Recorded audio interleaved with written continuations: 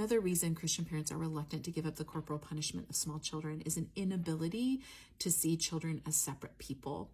And this shows up in a variety of ways at Christian parenting, and I call it functionally narcissistic parenting. And by that, I mean where parents view children basically as extensions of themselves. So sometimes this shows up in children as arrows in the hands of parents, so that children exist for a parent's ministry goals.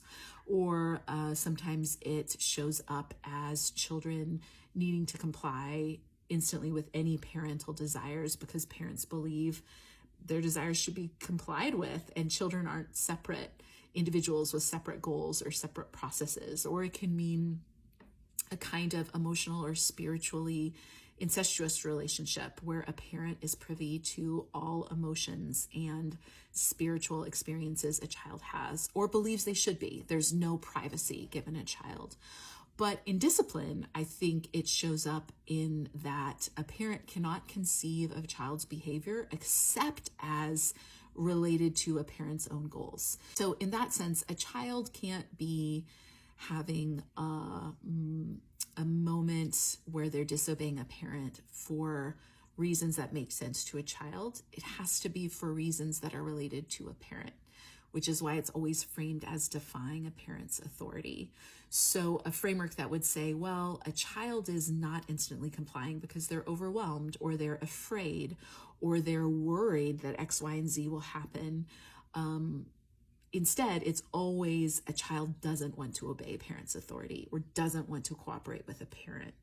And they really do believe this militant language, that a parent needs to win, that a child is their adversary. You hear it in the scenarios that set up a parent as a victim of a child.